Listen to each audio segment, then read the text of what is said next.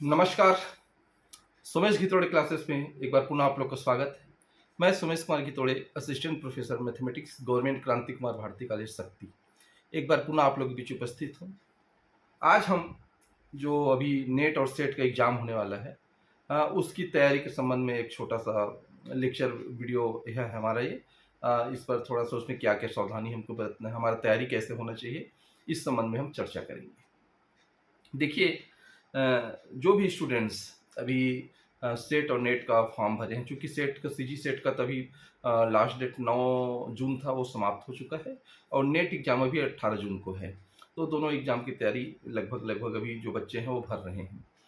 तो थोड़ा-सा हम लोग इस एग्ज़ाम का पैटर्न को देखते हैं, उसके बाद हम लोग देखेंगे कि जो फर्स्ट पेपर है, हम लोग स्पेशली फर्स्ट पेपर की तैयारी कैसे करें, इस पर हम चर्चा करेंगे। देखिए, जो नेट या सेट का एग्ज़ाम होता है, हम लोग जानते हैं कि 2 भाग में होता है, 2 पेपर होता है इसका। 2 पेपर होता है, तो इसमें आपका फर्स्ट पेपर जिसमें अब 50 क्वेश्चन होते हैं टीचिंग एप्टीट्यूड का, और प्रत्येक प्रश्न 2 नंबर के होते हैं। कुल मिला के 100 अंक के होते हैं।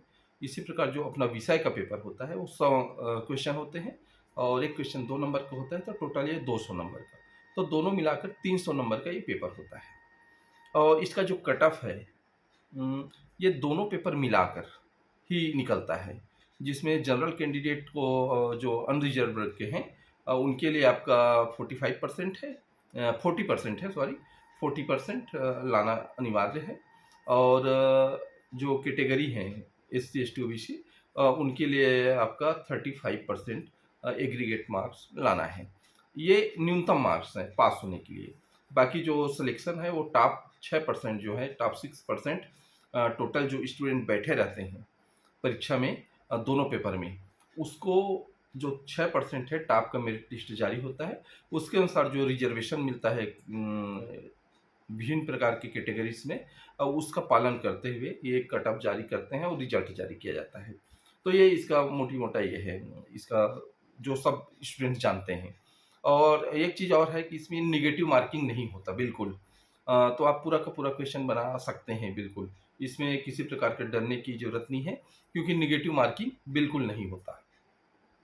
अब यहाँ पर एक बात और आती है, अभी जो नया पैटर्न जारी हुआ है उसके अनुसार पहले क्या होता था, नेट और जेआरएफ दोनों के लिए एग्ज़ाम होता था। इस बार नया है, अभी जो लागू होगा उसमें पीएचडी के लिए भी रिजल्ट आएगा इसमें। जो आपका जो रिजल्ट आएगा वो 3 कैटेगरी में आएगा, नेट, जेआरएफ और पीएचडी। तो ये अच्छी बात है कि इस बार अब नए नए सेशन से आपका नेट के थ्रू ही आपका पीएचडी के लिए एडमिशन होगा। तो यहाँ पर अच्छी बात है, यदि आप जेआरएफ क्लियर करते हैं तो गवर्नमेंट की तरफ से कुछ फेलोशिप मिलता है, जो कि आपका पीएचडी के लिए रहता है 5 साल की, लगभग 40,000 रुपये मंथली मिलता है वो, और 5 साल के लिए ये राशि मिलती है। तो ये आप एक अच्छा चीज़ है कि आप गवर्नमेंट के पैसे से आप इस एग्ज़ाम को पास करके अपना पीएचडी कंप्लीट कर सकते हैं। बहुत अच्छी बात है कि 40,000 छोटी-मोटी रकम नहीं है, बहुत बड़ी रकम है। तो इसके लिए तो कम से कम आपका जो मार्क्स हैं वो काफ़ी अच्छे होने चाहिए। लगभग 300 का यदि टोटल नंबर है, तो आप ये मान के चलिए कि 200 से ऊपर आपको लाना पड़ेगा, तभी आप जेआरएफ के लिए चयन हो पाएगा आपका। तो ये हो गया आपका नेट और सेट का जो एग्ज़ाम का पैटर्न है वो। अब यहाँ पर हम ये देखते हैं कि हम लोग जानते हैं कि इसमें जो हमारा पहला पेपर पर हम चर्चा करेंगे, इस पर फर्स्ट पेपर के टीचिंग एप्टीट्यूड पर, ये 10 भाग में विभाजित है, यानी 10 अध्याय हैं इसके, जिसके अंतर्गत अलग अलग टॉपिक हैं और उन उस विषय को हमको पढ़ना है। जैसे मैं यदि थोड़ा सा इसको संक्षिप्त रूप में बताऊं, तो जो 10 टॉपिक हैं वो है, एक है टीचिंग एप्टीट्यूड का, जिसमें हमारा जो टीचिंग है उस पर और उसकी विशेषता पर और उसके जो टीचिंग को प्रभावित करने वाले कारक हैं, विभिन्न प्रकार के मूल्यांकन सिस्टम है, इवैल्यूएशन सिस्टम है, उसका शिक्षा का उद्देश्य है, इन सब बातों पर चर्चा होती है और सिलेबस के सब टॉपिक के ऊपर रूप में है। तो दूसरा है रिसर्च, अनुसंधान, एक बहुत बड़ा पार्ट है इसमें भी, कि रिसर्च को बढ़ावा दिया जा रहा है। तो रिसर्च के बारे में भी आपको इस सिलेबस में रखा गया है। उसके बाद है आपका रीडिंग कम्प्रिहेंशन एक अपठित गद्यांश है, जो एक दिया रहता है आपको, उसके अंतर्गत 5 क्वेश्चन रहते हैं। उस गद्यांश को पढ़कर आपको उन क्वेश्चन का जवाब देना पड़ता है। उसके बाद है आपका कम्युनिकेशन है, संचार। ये भी एक महत्वपूर्ण टॉपिक है इसमें। और उसके बाद है डाटा इंटरप्रिटेशन है, जिसमें से 5 प्रश्न आएँगे। और उसके बाद है लॉजिकल है, रीजनिंग है, ये क्वेश्चन है। मैथ्स और रीजनिंग है, इससे है। फिर आईसीटी है, बिल्कुल आईसीटी एक बड़ा पार्ट है इसमें का। और उसके बाद है पीपल डेवलपमेंट और इन्वायरमेंटल स्टडीज़ भी है इसकी जगह, जिसके अंतर्गत साइंस वगैरह क्वेश्चन, पर्यावरण के क्वेश्चन आएंगे। और अंत में इसमें 10वां नंबर का है वो हायर एजुकेशन से संबंधित है। हायर एजुकेशन में आपका जो प्राचीन जितने भी यूनिवर्सिटीज़ हैं उसके संबंध में, वर्तमान में भी जो शिक्षा व्यवस्था है, उच्च शिक्षा की व्यवस्था, उसके ऊपर, उसमें विभिन्न प्रकार के जो आयोग बने हुए हैं उस पर सब टॉपिक के रूप में दिया हुआ है। तो ये सब पढ़ना है। तो ये मोटी मोटा आपका 10 भाग है और हर भाग से 5 क्वेश्चन आएंगे। तो 10 क्वेश्चन के हिसाब से 50 क्वेश्चन होते हैं। तो यहाँ पर आपको तैयारी करना है। तो तैयारी करने के लिए तो आपको सिलेबस पहले होना चाहिए आपके पास। फर्स्ट पेपर का सिलेबस आप देखें, आप पूरा डिटेल पढ़ें उस सिलेबस को, कि क्या क्या दिया गया है और कहाँ कहाँ से पढ़ना है। ये पहला काम हर स्टूडेंट के पास होना चाहिए कि सिलेबस आपके पास होना चाहिए। सिलेबस आप 2-3 बार सिलेबस को आप पढ़िए ज़रूर। सिलेबस आपको मौखिक याद रहना चाहिए ताकि आपको कहीं दिक्कत ना हो। उसके बाद यदि सिलेबस आपके पास है तो उसके बाद दूसरा पार्ट आता है कि इसके बाद स्टडी मटेरियल खोजना सिलेबस के अनुसार, ये भी भाग है। तो स्टडी मटेरियल खोजने के लिए आपके पास 2 ऑप्शन हैं। यदि ऑफलाइन में जाएँगे तो आपके पास बुक्स लेना पड़ेगा आपको। रेफरेंस बुक वगैरह है जो आते हैं नेट के लिए, वो लेना पड़ेगा। और ऑनलाइन के लिए फिर विभिन्न प्रकार के ऑनलाइन प्लेटफ़ॉर्म हैं, वहाँ से आप इसको मतलब देख सकते हैं, उसकी जानकारी ले सकते हैं। तो बुक्स के बारे में यदि मैं बताऊँ तो जो फर्स्ट पेपर के लिए जनरली ये कहा जाता है कि जो केवीएस मदान सर का बुक है, वो बेस्ट बुक है। तो वो बुक काफ़ी अच्छी बुक है, तो उस बुक को आप ले सकते हैं। और साथ ही साथ प्रभात पब्लिकेशन का बुक है, और फिर आपका लाल वशिष्ठ का बुक है, वो भी आप देख सकते हैं। लेकिन केवीएस मदान को ज़्यादा ये करते हैं। साथ ही साथ आपका उपकार प्रकाशन है, अरिहंत है, बहुत सारे आजकल बुक आए हुए हैं। तो आपके पास समय नहीं है कि आप बहुत सारे बुक आप अपने पास रखिए। ये देखिए कि आप जो सिलेबस में जो दिया है वो किस बुक में मिलता है। यदि उस बुक से वो वेरीफाई हो जाता है, देख लेते हैं, तो बढ़िया आप डिटेल में पढ़िए उसको। और उसमें भी यदि कोई पार्ट आपको समझ में नहीं आता तो फिर ऑनलाइन प्लेटफॉर्म का सहारा लीजिए। यूट्यूब है, अनअकैडमी है, या फिर यूजीसी का वेबसाइट है। यूजीसी की वेबसाइट में बहुत सारे उसके ऑनलाइन कोर्स चलाए जाते हैं, तो वहाँ से आप देख सकते हैं, जिसमें आपको पीजी पाठशाला है और ई अध्ययन है। ये सब वहाँ से आप देख सकते हैं। उसमें और बहुत सारे हैं, स्वयं प्रभा है, मुक्स है, इस प्रकार के और ऑनलाइन प्लेटफॉर्म है, तो वहाँ से आप इस पेपर के बारे में आप जानकारी ले सकते हैं। तो ये तो आपके पास सिलेबस के अनुसार आप कंटेंट आप इकट्ठा कर लीजिए, स्टडी मटेरियल कर लीजिए, उसके बाद पढ़िए आप। अब इसके बाद आपका तरीका क्या होना चाहिए तैयारी करने का? देखिए, आपको तो सबसे पहले एग्ज़ाम का पैटर्न को समझना पड़ेगा कि एग्ज़ाम हमारा किस पैटर्न का है। हम लोग जानते हैं कि इस एग्ज़ाम में 50 क्वेश्चन बस रहेंगे फर्स्ट पेपर में, और इसमें किसी भी प्रकार का नेगेटिव मार्किंग नहीं है। तो आपको तो पूरा 50 में 50 प्रश्न सॉल्व करने हैं। अब सॉल्व करने के तरीके, यदि आपने पूरा थ्योरी आपने पढ़ा है, ये बहुत इंपॉर्टेंट है कि थ्योरी आपको पढ़ना पड़ेगा, पूरा थ्योरी। उसके बाद लास्ट ईयर के जो क्वेश्चन पेपर हैं, उसका एनालिसिस करना पड़ेगा। कम से कम 3-4 साल का क्वेश्चन पेपर आपको एनालिसिस करना पड़ेगा, नेट का और सेट का। दोनों एग्जाम का जो पैटर्न है उसके अनुसार देखिएगा कि कौन-कौन से क्वेश्चन आ रहे हैं, कहाँ-कहाँ से आ रहे हैं, उसका पैटर्न क्या है। तो ये चीज़ बहुत ज़रूरी है आपके लिए।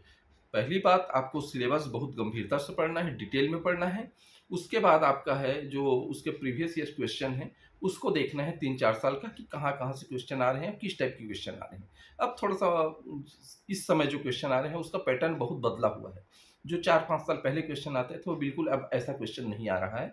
सब में अलग-अलग प्रकार के क्वेश्चन हैं। कुछ क्वेश्चन के उदाहरण मैं बताऊँगा आपको अभी। देखिए, अब क्वेश्चन है, आप तैयारी कर लिए, सब बुक्स है, तो हम ये मान के चलते हैं आपके पास बुक है, तो आपने अच्छे ढंग से तैयारी किया है इसका। तैयारी किया है, बढ़िया तरीक़ा से तैयारी किया है, और आप पूरा कॉन्फिडेंट हैं। तो अब यहाँ पर बात आती है, अब ये परीक्षा की एग्ज़ाम हॉल में आप गए। एग्ज़ाम के दिन। अब वहाँ पर वहाँ की परिस्थिति अलग रहती है, एक अलग प्रकार का टेंशन रहता है क्या होगा ऐसा करके। तो इसके पहले आप जो फर्स्ट पेपर है उसके बारे में बता दूँ, इस पेपर में तो आपको कम से कम 60% से ऊपर आप लाएँगे तो आपके लिए बेस्ट रहेगा। कम से कम 60%, अधिकतम आप जितना ले आएँ। लेकिन कम से कम 60% मार्क्स आपको लाना ही चाहिए इस पेपर में, फर्स्ट पेपर में। तब क्या होगा, वो आपका क्वालीफाई करने का जो सेट या नेट है, वो बहुत आसान हो जाएगा फिर। क्योंकि इसमें जो पेपर होता है, जो विषय का अपना, वो उसमें काफ़ी टफ कॉम्पिटिशन रहता है। तो बहुत से जितने भी पढ़ने वाले हैं अपने विषय में पारंगत होते हैं वो। तो फर्स्ट पेपर एक है, और साथ ही जीआरएफ के लिए तो बहुत इम्पोर्टेंट हो जाता है। जीआरएफ के लिए बहुत इम्पोर्टेंट हो जाता है क्योंकि 200 नंबर से ऊपर लाना है आपको जीआरएफ के लिए। तो क्या है, सेकंड पेपर में आपका 200 नंबर का तो पेपर ही होता है सेकंड पेपर। ये तो 200 में 200 लाना आसान काम नहीं है। तो उसके लिए आपको फर्स्ट पेपर तो ज़रूरी ही है। तो जेआरएफ वालों के लिए तो एकदम कंपल्सरी है कि इस पेपर फर्स्ट पेपर को 60% से ऊपर मार्क्स लाएँ वो। हाँ, अधिकतम जितना भी ला सकते हैं, तो उसके लिए जेआरएफ बहुत आसान हो जाएगा फिर। अब यहाँ पर यदि परीक्षा हॉल में हम लोग देखते हैं जाएँ, हमने अच्छा से तैयारी किया है, बिल्कुल ईज़ी होके तैयारी कीजिए। परीक्षा हॉल के दिन थोड़ा-सा कंफर्टेबल रहिए, ज़्यादा दबाव मत लीजिए अपने आप पे, ज़्यादा प्रेशर मत लीजिए। क्योंकि आपने पढ़ा है तो अपने पर विश्वास रखिए कि मैंने जो पढ़ा है, और बहुत ही धैर्यता से बहुत आसान तरीके से मैंने क्वेश्चन को पढ़ूँगा, फिर सॉल्व करूँगा। जो मैं अपना निजी विचार बता रहा हूँ कि आपको तैयारी कैसे करनी चाहिए। देखिए, क्वेश्चन पेपर जब आपको मिलता है, तो आप क्वेश्चन पेपर को पहले तो देख लीजिए।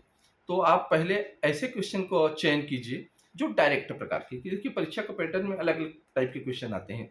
जैसे कुछ क्वेश्चन एकदम फैक्चुअल क्वेश्चन होता है, डायरेक्ट पूछे जाते हैं।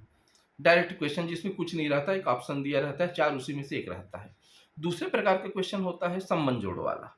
संबंध जोड़ वाला क्वेश्चन है, इस टाइप का क्वेश्चन आता है। तीसरा प्रकार का क्वेश्चन आपको आता है कथन और कारण से संबंधित। एक कथन दिया रहेगा, 2 कथन दिए रहेंगे, उसके 4 ऑप्शन दिए रहेंगे, और एक या तो फिर एक कथन दिया रहेगा, उसका कारण व्याख्या सहित दिया रहेगा, उससे संबंधित प्रश्न आते हैं। उसके पश्चात एक प्रश्न जो होता है वो कूट कूट से संबंधित रहता है। कूट के आधार पर बताना है। फिर एक प्रश्न आपको इस प्रकार से मिलता है कि आपका क्रम बताना होता है, मतलब अ, क्या बोलते हैं उसको, किस क्रम से ये घटना घटित हुई है, उसका उसका ये पूछा जाता है। आरोही क्रम या अवरोही क्रम में पूछा जाता है किसी भी घटना का। तो वो टाइप का प्रश्न रहता है। उसके बाद आपका डाटा इंटरप्रिटेशन का क्वेश्चन होगा, रीजनिंग का रहेगा। तो ये मेरा ये विचार है कि आप डायरेक्ट प्रश्न को पहले सॉल्व करें। देखिए, हर क्वेश्चन में आपको 2 नंबर मिलना है। अब आपको डिसाइड करना है कि उस 2 नंबर के लिए आप कितना कम समय खर्च करते हैं, पहले राउंड में। तो ये आपको तो 2 ही नंबर मिलना है हर प्रश्न में। अब मान लीजिए आप मैथ्स बैकग्राउंड के नहीं हैं और आपने डाटा इंटरप्रिटेशन के क्वेश्चन को सॉल्व करना शुरू कर दिया, तो आपके लिए बहुत लंबा समय लेगा। तो उसमें उससे क्या है, जितना समय आप इसमें देंगे उस उधर आपका 10 से 12 क्वेश्चन आपके सॉल्व हो जाएँगे। तो मेरा ये विचार है कि जो आप जिसमें मजबूत हैं, फर्स्ट क्वेश्चन डायरेक्ट जो वाले क्वेश्चन है उसको एक राउंड 50 क्वेश्चन को देख लीजिए। उन क्वेश्चन को पहले सॉल्व कर लीजिए। उसके पश्चात फिर कथन कारण संबंध, ये सब संबंध जोड़ वाले प्रश्न हैं, तर्क शक्ति वाला प्रश्न है, जो सिंपल आते हैं उसको देखिए, क्योंकि उसमें आपका विलुप्त वाला संख्या आता है तर्क शक्ति में। एक दूसरा आता है आपका कैलेंडर से संबंधित प्रश्न आ जाता है, और एक दिशा से संबंधित प्रश्न आता है, एक रिश्ता नाता से संबंधित प्रश्न है। तो ऐसे प्रश्न आप सॉल्व कर सकते हैं आसानी से। तो आपको देखना है कि कहाँ-कहाँ से प्रश्न आते हैं, जिसमें आपकी पकड़ है, उन प्रश्नों को आप पहले देखिए। बिल्कुल, तो इससे क्या है, आपका कॉन्फिडेंस फिर बढ़ेगा, क्योंकि आपका क्वेश्चन बनते जाएगा तो कॉन्फिडेंस बढ़ेगा। फिर जो कठिन टाइप के प्रश्न हैं, जैसे कथन कारण है, एक क्रम वाला प्रश्न रहता है कि किस क्रम से इसको जमाएँ करके, वो है। और एक आपका लास्ट में आता है आपका डाटा इंटरप्रिटेशन का क्वेश्चन। तो इसको आप लास्ट में बना सकते हैं। मेथ्स बैकग्राउंड वाले हैं तो कुछ भी कर सकते हैं, अपने अनुसार वो आप तैयारी कर सकते हैं उसको, पैटर्न को। तो इस प्रकार से आप परीक्षा हाल में ऐसा एक प्लानिंग करके जाइए, ताकि आपका समय का बचत हो। ऐसा ना हो कि आप बड़े-बड़े प्रश्नों को पहले सॉल्व करना शुरू कर दिया हो, आखिरी में कुछ प्रश्नों को आप देख ही नहीं पाए, समय नहीं मिला। क्योंकि आपके लिए 1 घंटा का समय मिलता है और 50 क्वेश्चन रहते हैं, तो बहुत फास्ट आपको करना पड़ेगा इसके लिए। साथ ही साथ इसमें एक अनसीन पैसेज भी रहता है, आपका अपठित गद्यांश रहता है, रीडिंग कम्प्रीहेंशन। तो उसमें क्या होता है, वो भी आपके 5 क्वेश्चन रहते हैं उसमें। तो उस क्वेश्चन को भी आप पढ़िए बढ़िया आराम से। उसके बाद जो क्वेश्चन रहते हैं, उस क्वेश्चन को आप देखिए।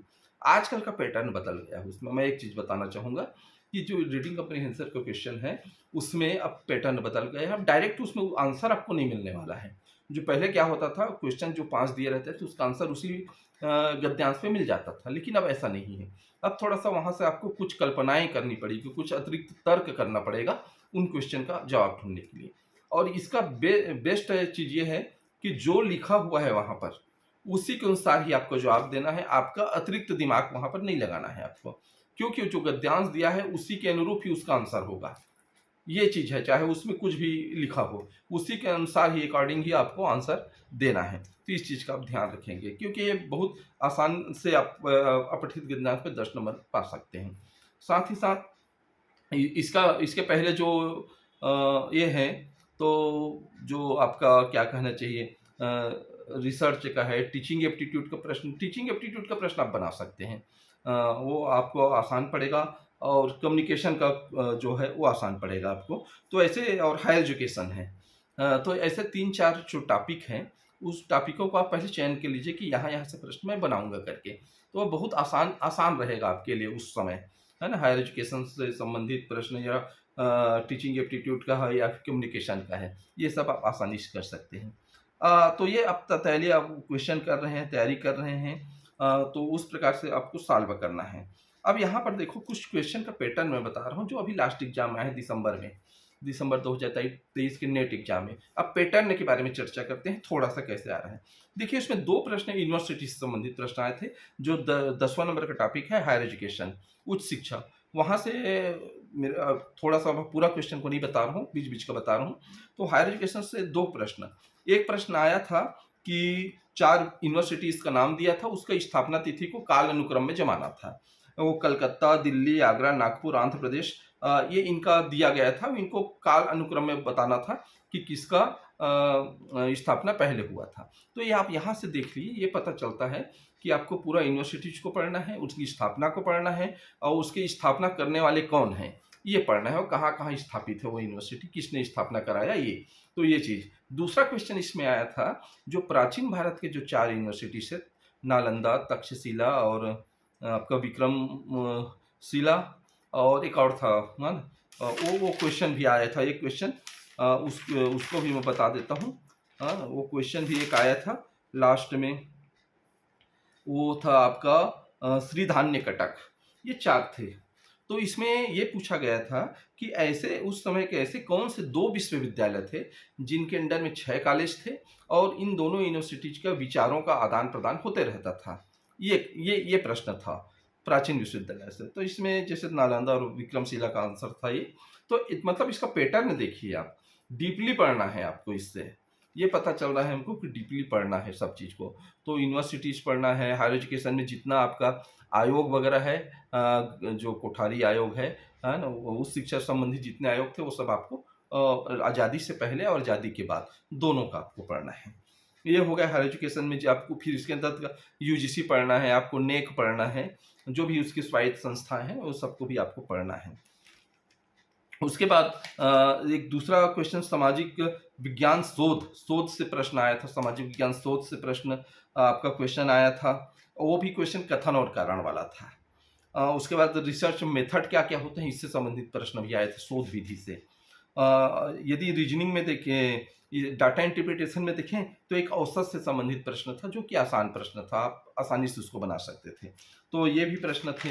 उसके बाद आपका आईसीटी से संबंधित, आईसीटी टूल से संबंधित प्रश्न आया था। उसमें ये पूछा था कि किस टूल का उपयोग वर्चुअल प्रयोगशाला तथा उनके अनुरूपणों के लिए किया जाता है।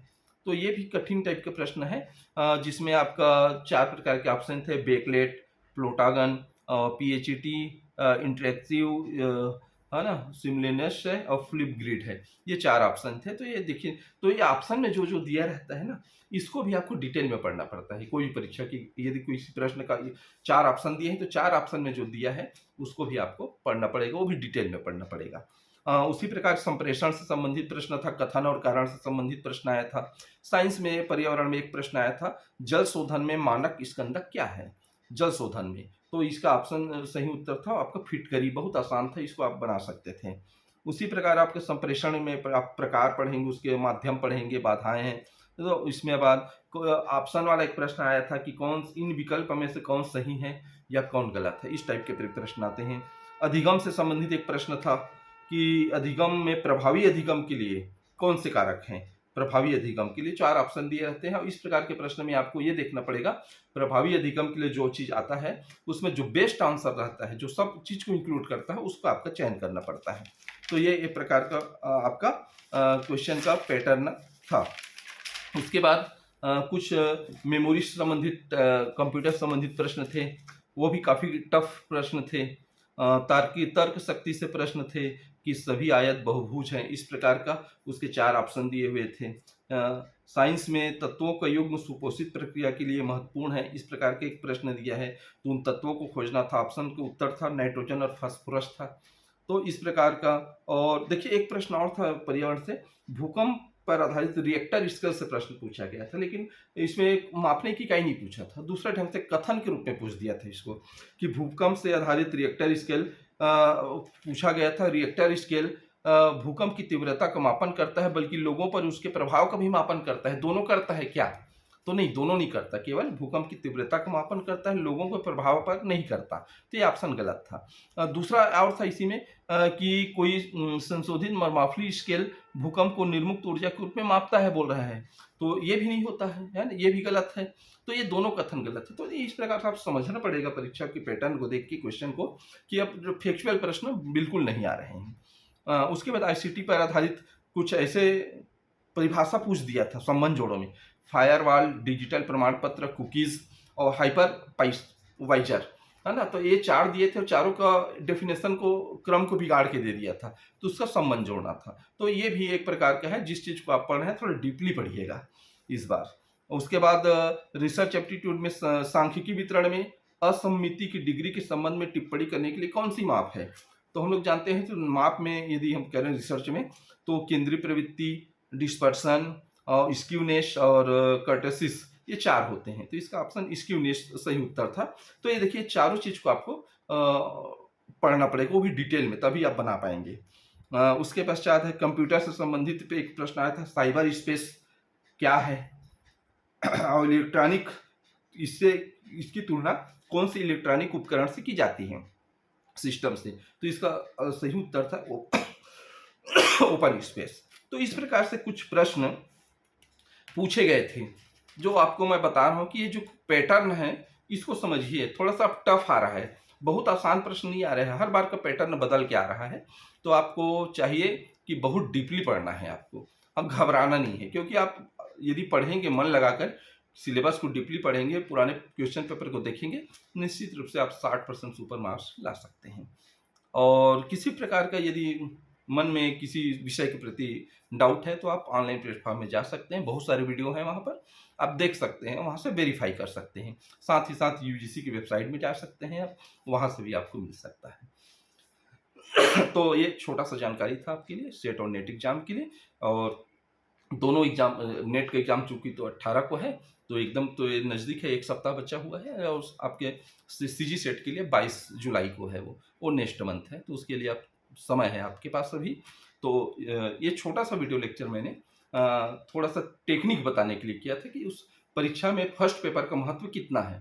नेट और सेट एग्जाम में बहुत बड़ा महत्व रखता है आपका फर्स्ट पेपर, जितना विषय महत्व रखता है उतना ही फर्स्ट पेपर महत्व रखता है। तो इसको हल्के में किसी भी स्टूडेंट को नहीं लेना है। आप इसमें जितना ज़्यादा अच्छा स्कोर करेंगे वो आपके लिए बेनिफिशियल होगा बहुत, क्योंकि आपके कट ऑफ निर्धारित करने में बहुत बड़ा रोल है इसका। तो ये छोटा सा लेक्चर आपके बीच में लाया था, आशा करता हूँ कि इससे आपको कुछ मार्गदर्शन मिलेगा। और मैंने इसके पहले भी बहुत सारे वीडियो अपलोड किए हुए हैं, जिसमें आपका सेट एग्जाम के जो कट ऑफ है उस पर भी एक वीडियो था। डाटा इंटरप्रिटेशन से क्वेश्चन, बहुत सारे क्वेश्चन मैंने बताए हैं। साथ ही रीजनिंग में से भी क्वेश्चन मैंने नेट सेट के लिए बताया है, उसको आप मेरे चैनल में जाके देख सकते हैं, सोमेश गितोड़े क्लासेस में। ये जो मेरा चैनल है, और कुछ मैंने प्रोफेसर हैं उनका इंटरव्यू भी लिया है, ताकि वो अपना बताए हैं कि किस प्रकार की तैयारी करना है। तो कुछ इंटरव्यूज़ हैं physics, chemistry, maths, life science, sociology, economics, है ना? ऐसे विषयों का है, तो आप उसको आप देख सकते हैं जाके, ताकि आपको कुछ लाभ मिल सके उससे। तो नेक्स्ट वीडियो लेक्चर में आपसे हम फिर मिलेंगे एक नए वीडियो लेक्चर के साथ। और यदि मेरा चैनल आपको अच्छा लगे तो ज़रूर लाइक, शेयर और सब्सक्राइब जरूर करें। Thank you so much.